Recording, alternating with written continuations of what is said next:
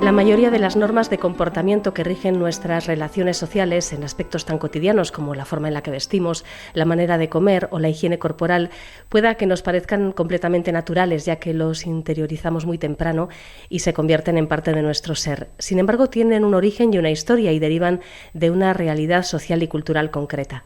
Lo que se dio en llamar la urbanidad surge a partir del siglo XVI y se consolida sobre todo en el siglo XVIII de la mano de unas minorías de la élite que se veían a sí mismas como agentes de civilización.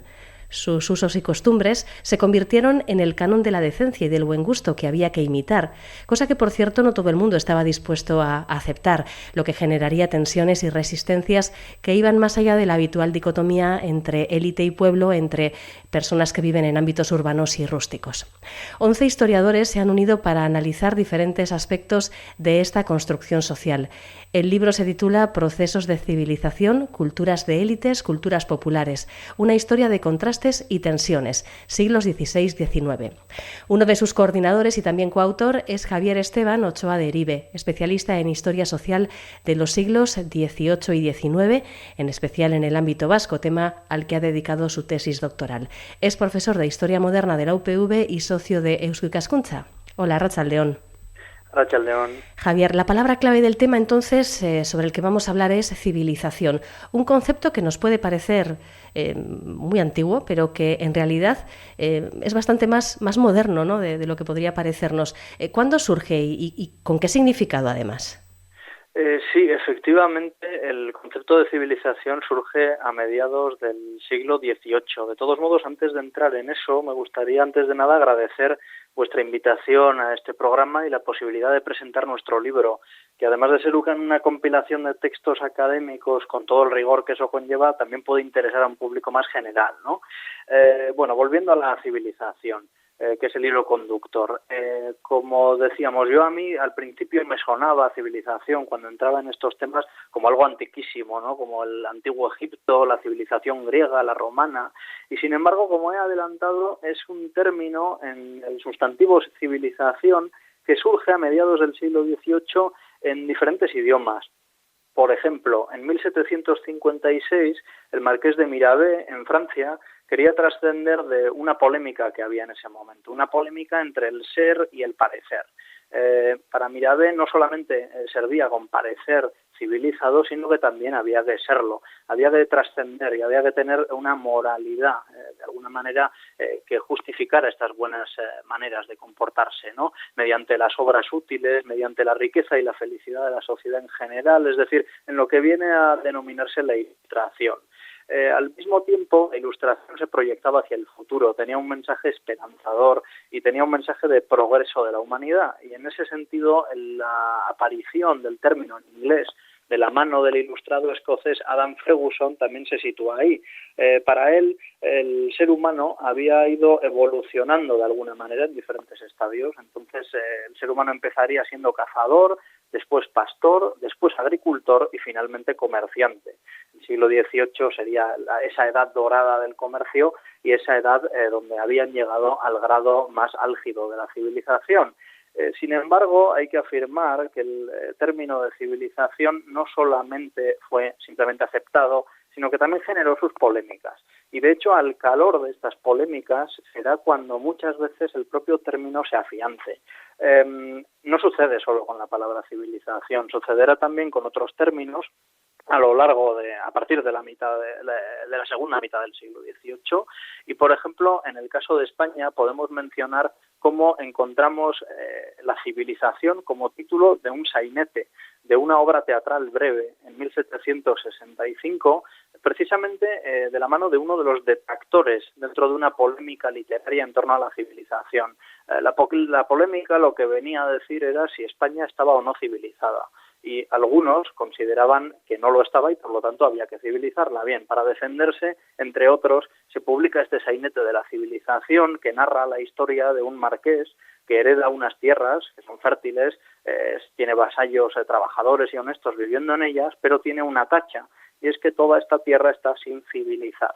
El marqués, que sería el representante de este movimiento ilustrado reformista, llega a ese lugar y pretende reformar la sociedad, pretende introducir las reuniones mixtas entre hombres y mujeres, pretende introducir periódicos, pretende introducir botillerías, es decir, una serie de tabernas, etcétera, etcétera. Sin embargo, no olvidemos que esto lo escribió un detractor de la civilización, de esta polémica. Al final el marqués ve la luz y de alguna manera echa marcha atrás en todas estas medidas, porque el pueblo ya tenía su propia civilización, que era antiquísima y la cual no debía retocarse, ¿no? Como digo, es al hilo de estas polémicas donde surge el concepto de civilización, que había llegado para quedarse en los vocabularios europeos. Uh-huh. ¿Y este proceso de convertirse en personas civilizadas fue un fenómeno homogéneo en todos los países europeos o tuvo sus peculiaridades locales? Bueno, pues fue un fenómeno a la vez similar y dispar en diferentes territorios europeos.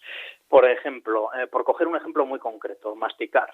Una cosa que nos puede parecer absolutamente banal, ¿no? Masticar en 1560, en un libro de civilidad francés, se decía cómo debía masticar un niño dependiendo del lugar donde se encontrara. Por ejemplo, los alemanes lo hacían, dice este libro, con la boca cerrada. Los franceses abriendo la boca a medias y masticando rápido. Los italianos lo hacían más lentamente. Es decir, el niño debía proceder acorde con el lugar al que iba, pero, como observamos, también hay una serie de cuestiones comunes. Es decir, por ejemplo, no se mastica con la boca abierta, que es algo que desde finales de la Edad Media se va echando a un lado, ¿no? Y ya en el siglo XVIII podemos encontrar una homogenización bastante similar a la hora de, en este caso, masticar. Bien, como digo, este ejemplo puede parecer anecdótico, pero hay que situarlo dentro de un contexto muchísimo más amplio, donde cobra pleno sentido, ¿no? Y de hecho, si hablamos de procesos de civilización, el título de nuestro libro, es porque hacemos referencia a un conocido sociólogo alemán, Norbert Elias, que en los años 30 del siglo XX promovió su teoría del proceso de la civilización. Es decir, proceso de la civilización no es un término que se utilizara en ese momento, sino que se utilizó posteriormente y lo retomamos. ¿Por qué lo retomamos? Pues porque es un concepto muy influyente. Lo ha sido durante estos últimos años.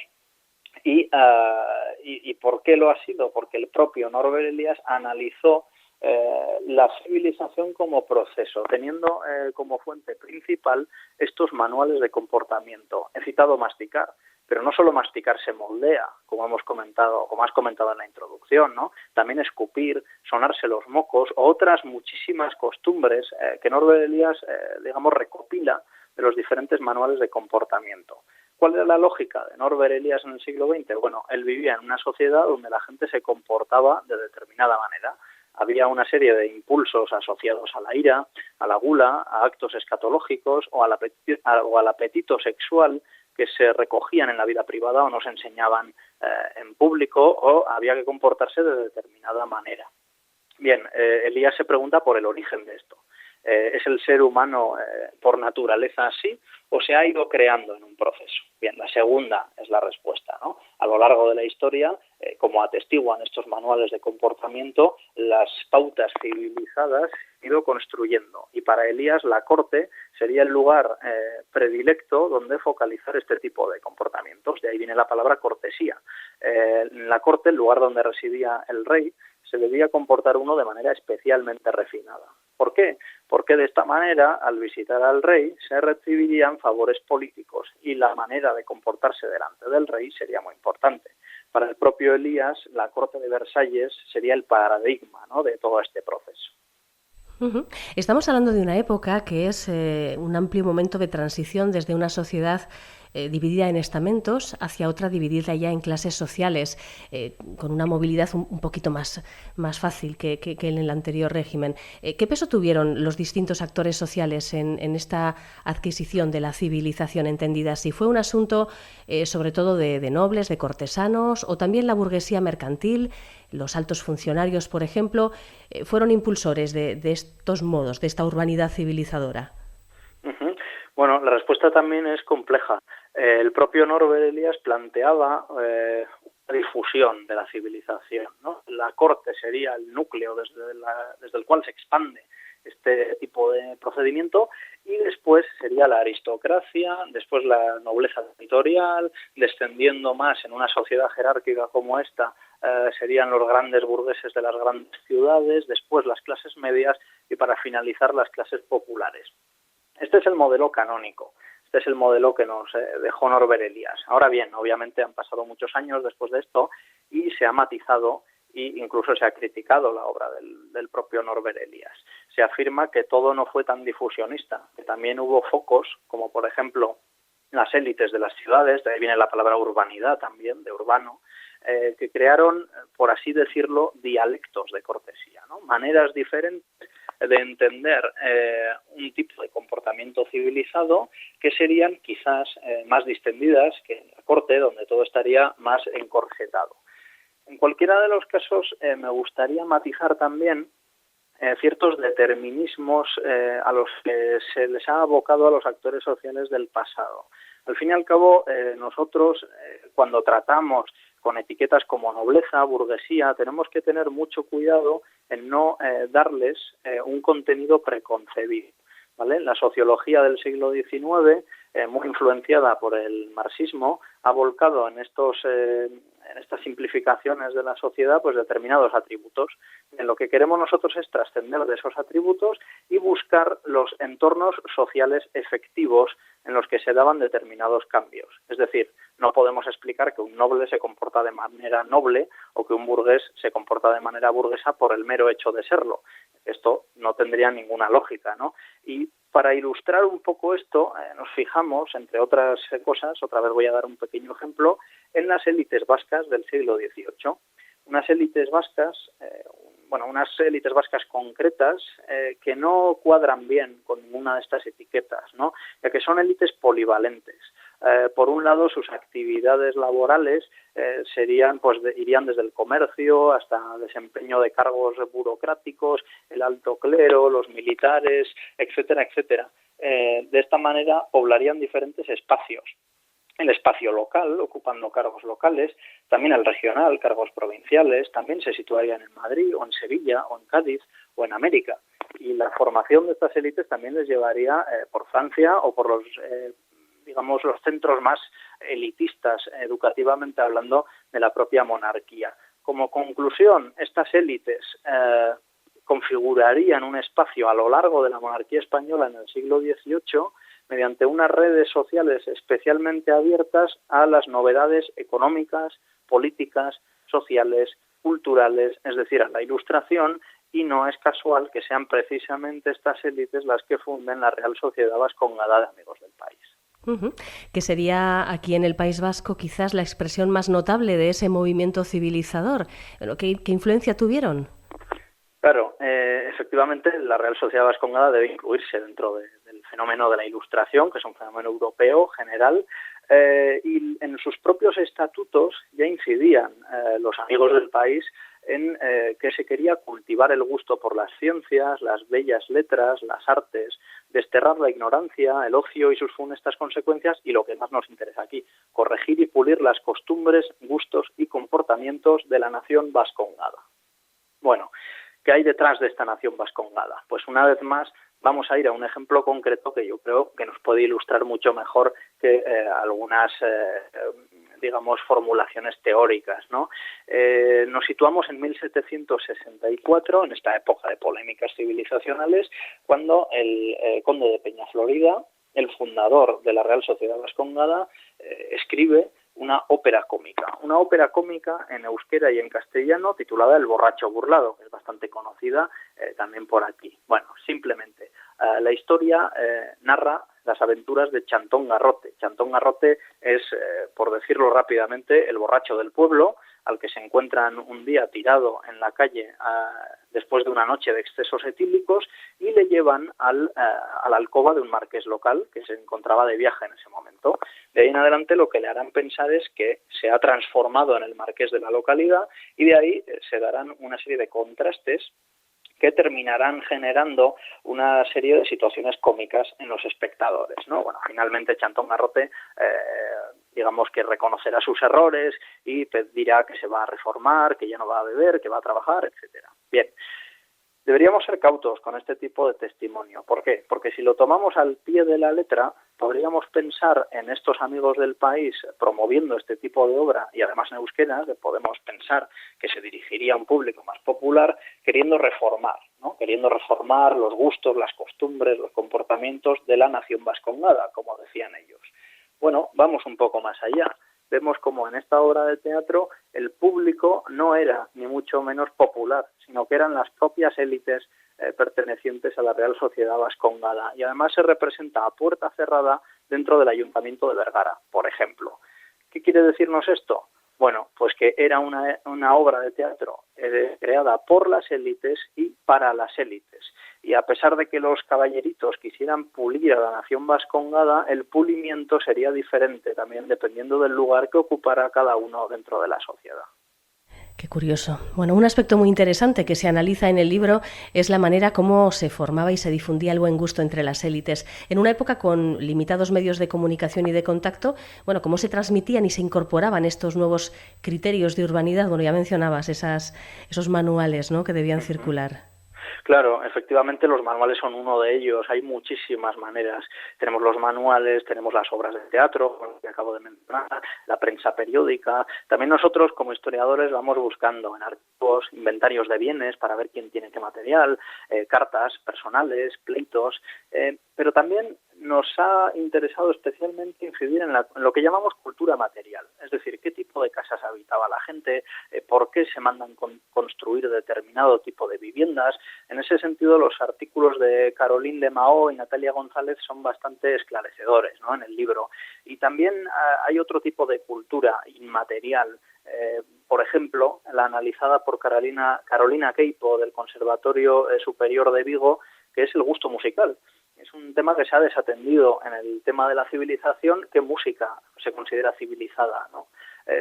Todos ellos son indicios que nos dicen más o menos, bueno, por dónde pueden venir estas nuevas ideas, estos nuevos hábitos, estos nuevos consumos. Ahora bien, una cosa es tener un objeto y otra cosa es que este objeto quiera decir algo en concreto en esta dinámica civilizacional. Es decir, yo puedo tener un libro de Platón en mi mesilla de noche, pero el conocimiento de la filosofía no me entra por ósmosis mientras duermo. Necesito transmitir, necesito leer ese libro o necesito que alguien me esté transmitiendo ese conocimiento, ¿no? Y una vez más ponemos en duda ciertos determinismos sociales y geográficos. Por ejemplo, se solía decir que los ilustrados vascos eran ilustrados porque estaban cerca de Francia, que es el foco de la Ilustración. Bueno, esto no tiene ningún sentido. Da lo mismo que estés cerca o que estés lejos. Lo importante es que las ideas lleguen. Al mismo tiempo, encontramos determinismos sociales. La burguesía supuestamente sería más progresista que la nobleza, ¿no? Otra cosa que se ha visto también discutida desde diferentes ejemplos. Y en este sentido, lo que queremos plantear en el libro es la necesidad de emprender un análisis desde los círculos o redes sociales efectivas, desde donde se difundieron los cambios. Bueno, ¿qué es esto? El profesor José María Imizcoz, de la Universidad del País Vasco, que también participa en este volumen, siendo uno de sus coordinadores, lo explica de la siguiente manera. Según dice, parece que cada vez que una serie de individuos se encuentran intensamente entre sí durante un tiempo suficiente, en sus interacciones societarias se producen cambios y pautas de comportamiento específicas. Ya hemos mencionado el ejemplo de las élites vascas. Ya hemos mencionado cómo se ven en determinados círculos de gobierno, en determinados círculos de cultura, en determinados círculos de ocio. Parece inevitable pensar que es en estos círculos y no en otros donde estas élites y no otras participarían de determinada apertura hacia el cambio. Y si éstas participaban de ese tipo de ideas, es posible que en otros círculos paralelos otras élites rechazaran estas novedades durante el siglo XVIII, y así se generan estos diversos entornos sociales donde hay contrastes, tensiones, confluencias en cuanto a consumo, modas, decoración, refinamiento y gustos. Algunos historiadores definen el antiguo régimen como una era de las apariencias, en la que la identidad de las personas quedaba fijada por su comportamiento y por la imagen que mostraba de sí mismo. De aquí la importancia que tenían las modas en el vestir, por ejemplo, que llegaban a desembocar en conflictos sociales como el bien recordado motín de Esquilache, o los debates entre petimetres y majos. Claro, por supuesto. Si hoy en día las apariencias son importantes, en esta época lo eran todavía más. De hecho, bueno, el motín de Esquilache, el conocidísimo motín de Esquilache, ¿no? Digamos que se produjo por la liberación del comercio de granos, que es otra idea ilustrada, pero en realidad el desencadenante, como todos sabemos, es el cortar las capas y los sombreros de las clases populares madrileñas, ¿no? El vestido quiere decir mucho, y de hecho el propio motín de Esquilache, se difundirían motines por toda la geografía de la península ibérica, y su expresión en un pequeño pueblo también de Guipúzcoa nos da una imagen de cómo las apariencias son importantes. Esto sucede en Guetaria, en 1766, cuando los machinos, cuando llegan al término municipal, lo primero que hacen es acudir al ayuntamiento, ir a donde el consistorio, hacer que se desprendieran de sus pelucas, hacerles vestir las abarcas y bailar con ellos en la plaza del pueblo, según dice la documentación de la época, a estilo de los caseros. Es decir, ¿qué están haciendo estos machinos? No son personajes irracionales, como se dijo en una historiografía anterior. Están reivindicando una vuelta de las élites del pueblo, en este caso, a la plaza pública, a bailar junto con ellos. Aquí hay diferentes testimonios. Tenemos testimonios de Manuel Larramendio, de Juan Antonio Zamácola, diferentes escritores vascos que se centraron en la transgresión que la moda supuso en la sociedad del momento, ¿no? Es que en los momentos de cambio se ve esta ansiedad bastante acelerada sobre la manera de vestir de cada uno. En una sociedad jerárquica, todo el mundo se distingue por su manera de vestir. Y si alguien está transgrediendo eso, está provocando un cataclismo, un verdadero cataclismo. Y por esa misma razón hemos titulado a una parte del libro, la que inicia el libro, El vestido como símbolo civilizador, encabezada precisamente por un artículo de otro de los coordinadores del libro, el profesor Máximo García de la Universidad de Valladolid, que trata diferentes actitudes respecto a la moda, ¿no? Y una cuestión que no es secundaria es la de los estereotipos. Estos estereotipos que se crean de ávidos consumidores de moda, ¿no? Has mencionado a los petimetres, los majos, que formarían casi parte de un elenco de personajes a lo largo de toda Europa, desde los currutacos, los macarroni, los fop, en fin, el majo y el petimetre serían dos arquetipos, mientras que el majo sería un rudo personaje que supuestamente encarnaba los valores populares. El petimetre sería considerado un afecto a las modas, frívolo, afrancesado, afeitado. En el artículo que tú firmas precisamente en este libro, titulado Procesos de civilización, culturas de élites, culturas populares, abordas algunas prácticas, digamos, heterodoxas en el vestir, que también se daban por entonces y que has definido como travestismo social. Sí, en el vestir, y no solo en el vestir, sino también en la manera de comportarse, ¿no? En realidad ya he mencionado algunos ejemplos que lo pueden mostrar, como en la obra del Borracho Burlado o los machinos de Guetaria. Tras el travestismo social que he querido yo apuntar. Bueno, he querido apuntar a estos momentos donde, ya sea en la ficción o ya sea en la realidad, y esta dualidad me parece especialmente sugerente, se transgreden las jerarquías del vestido. Es decir, cuando algunos personajes se travisten de sectores populares, mientras que unos sectores populares se travisten como personajes de élite, ¿no? Ese pequeño cambio social que sería muy aparente para la sociedad del momento y que se refleja, por poner un ejemplo, digamos, más conocido quizás, por ejemplo, en un cuadro de Goya, el de la duquesa de Alba vestida de maja, ¿no? Toda una aristócrata de la monarquía hispánica vestida supuestamente como los sectores populares. Bien, ¿cómo interpretar todo este juego de espejos, ¿no? Yo creo que aquí tenemos que hilar muy fino. No hay una respuesta para todas las manifestaciones y, de hecho, tenemos que intentar hacer uso de la empatía que los historiadores tenemos que tener también con los objetos que analizamos. La ironía es muy difícil de percibir en documentos históricos. De hecho, hoy en día pasa en las redes sociales, cuando alguien hace una broma en determinado círculo, después se trasplanta a otro círculo y ya no tiene ninguna gracia, o incluso hay gente que se siente ofendida, ¿no? Tenemos que hacer este ejercicio nosotros también de alguna manera con nuestras fuentes históricas.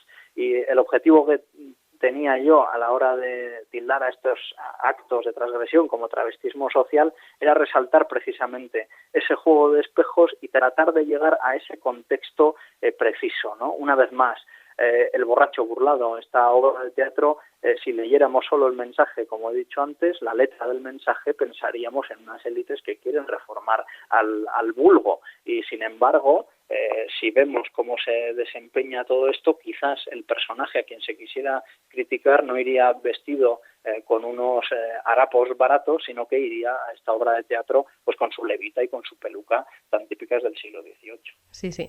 Bueno, ha salido a relucir en varios momentos en esta charla otro aspecto al que se daba mucha importancia en la formación de las élites bien educadas, o sea, civilizadas, fue el tema de las buenas maneras en la mesa. Llama la atención que en algunos tratados publicados en la época se decía que el comer ha de ser gobernado por la razón y no por el apetito. ¿Hasta qué extremos de racionalismo, ¿no?, llegaban los ilustrados?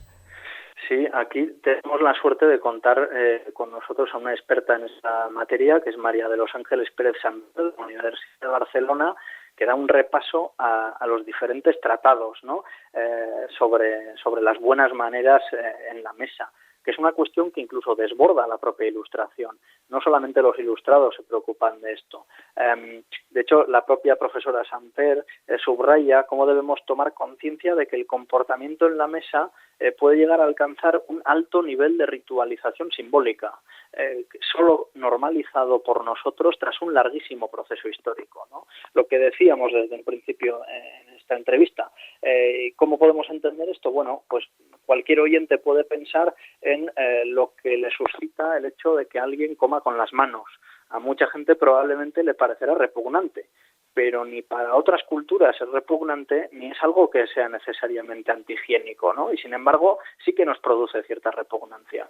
Bueno, el tenedor es un invento nuevo, se inventa en el siglo XVII en Italia, y comer con cuchillo y tenedor es un proceso de educación muy complejo. Pensad, ahora también los oyentes pueden pensar en la primera vez que comieron con dos palillos, ¿no? Como en Asia, es un proceso de aprendizaje, no es natural. Y junto con esto hay una larga lista de recomendaciones que aparecen en estos manuales de civilidad una y otra vez. Por ejemplo, cómo beber, cómo hablar en la mesa, si eructar o no, cómo escupir, etcétera, etcétera, etcétera. Todo está muy pautado y estos manuales eran verdaderos bestsellers de la época. Por ejemplo, por citar uno de ellos, escrito por Fray Antonio de Guevara en 1539, alcanza en los siglos XVI y XVII, es decir, todavía no habíamos llegado a la Ilustración, 600 ediciones, lo cual en esta época es muy considerable. Después ya en la Ilustración, pues en el siglo XVIII se va a pautar todavía mucho más todos los comportamientos considerados refinados. Ajá. Bueno, todo hace indicar que la distancia entre las élites y el pueblo llano se fue acrecentando durante la segunda mitad del siglo XVIII y esto se tradujo en tensiones sociales. El profesor José María Imízcoz ilustra esta fractura con los conflictos que estallaron cuando formas de ser sociable, como las fiestas, los festejos populares, los espectáculos, pasaron de ser públicos a privados, de populares y abiertos a reservados y además reservados concretamente en algunas ocasiones a clases concretas. ¿En qué medida las propias élites propiciaron este distanciamiento cultural? Sí, bueno, en una medida bastante amplia, ¿no? Aquí somos deudores de la historiografía británica, donde Peter Berg, un reconocido historiador, hace años ya presentó, en paralelo a este proceso de civilización que hemos ido mencionando, cómo durante la Edad Moderna se dio un progresivo distanciamiento entre las élites y los sectores populares. Es decir, en la Edad Media el señor convivía con el vasallo, el señor se divertía junto con el vasallo, no había una verdadera cultura de élite que excluyera a la cultura popular. Sin embargo, a medida que va avanzando la Edad Moderna, a medida que va avanzando el proceso de la civilización, a medida que estas élites se van puliendo, van buscando también algunos tipos de entretenimiento propios, algunos tipos de entretenimiento además cultos que necesitaban de algún tipo de conocimiento, ¿no? Y esto alcanzará su culmen, según este tipo de historiografía, en el siglo XVIII. donde las élites se encerrarán en su propia cultura y darán la espalda de alguna manera a actos populares que ya empezarán a considerar incluso repugnantes. Encontramos también aquí una anécdota local. Esta nos lleva hasta Amorebieta, en Vizcaya, en 1816. Y aquí nos encontramos, bueno, muy brevemente, el ayuntamiento de Amorebieta tenía 2 pisos en ese momento. En el piso de arriba, además de celebrarse además de reunirse el consistorio en diferentes reuniones, por las noches parece ser que albergaba una tertulia a donde se juntaban las élites del pueblo y donde conversaban sobre temas más o menos cultos, donde leían los periódicos, etcétera. La parte baja era un lugar donde se disponía una taberna, donde podían acudir pues otro tipo de pobladores, ¿no? Bien, una noche en 1816, en este lugar, los tertulianos de arriba deciden que quieren amenizar la velada con música. Contratan a unos músicos y los llevan a este piso superior. Empiezan a tocar música. Y entonces los de abajo dicen, bueno, nosotros también queremos participar. Intentan subir, intentan entrar, pero se encuentran con la puerta cerrada. ¿Qué es lo que hacen? Aporrean la puerta, no consiguen dejarles pasar, entonces salen, empiezan a tirar piedras por las ventanas para convencer a estos personajes de que les dejen participar en esta fiesta, ¿no? Aquí yo creo que se ilustra muy bien esta separación a la que se llega en algunos momentos, que además, bueno, eran lugares, núcleos urbanos pequeños, donde al final todo el mundo se conocería y donde esta división sería más notoria, ¿no? Una vez más vamos más allá de la anécdota. Y de hecho, José María Íñiguez era un grupo de investigación en la Universidad del País Vasco que ha conectado estos procesos de ruptura, estas pequeñas anécdotas de ruptura cultural, dentro de una mayor lógica, conectándola con estas élites vascas de las que ya he hablado antes, ¿no? Que se movieron en lugares exclusivos a nivel de la monarquía hispánica, también, es decir, a nivel de lo que hoy en día es España y también América, y digamos que esto sería la otra cara de la moneda. Una vez que han salido fuera, una vez que se han pulido, al volver a la comunidad de origen, digamos que tenemos la otra cara de la moneda. La cara de, bueno, cómo estas élites que se han visto de alguna manera representadas a escala imperial, a escala de América, a escala de toda la península ibérica, cómo reaccionan luego al volver a su pueblo, ¿no? Cómo entienden esa cultura popular. Y yo creo que el ámbito idiomático es otro factor es bastante interesante en este sentido, ¿no? Ya lo dice el jesuita Manuel Larramendi, cuando habla sobre jóvenes que vienen de colegios, de seminarios, muy imbuidos en bellas letras, en el latín, romance, francés, y que al volver a sus lugares desdeñan, cito textualmente, hablar en la lengua materna del país, como que esto es cosa de menos valer, y dicen que el vascuence es solamente lengua para aldeanos, caseros y gente pobre, y que no da más de sí. Bien, también podríamos vincular el proceso de la civilización con pautas idiomáticas, pero eso ya es otra historia, yo creo que da para otra entrevista completamente diferente, y es un aspecto que solamente de manera transversal hemos podido tocar en diferentes artículos de nuestro libro. Sí, un libro que recordamos se titula Procesos de civilización, culturas de élites, culturas populares, una historia de contrastes y tensiones, siglos XVI y XIX. Son varios los autores que ha coordinado Javier Esteban Ochoa Deribe, entre otros coordinadores, y ha sido publicado por la Universidad del País Vasco. Tenemos en la revista Euskonews de Eusko Ikaskuntza un artículo resumen de este libro firmado por el propio Javier, que ha sido hoy nuestro invitado. Es concretamente en el número 749 de Euskonews, que es una revista de libre acceso a través de Internet.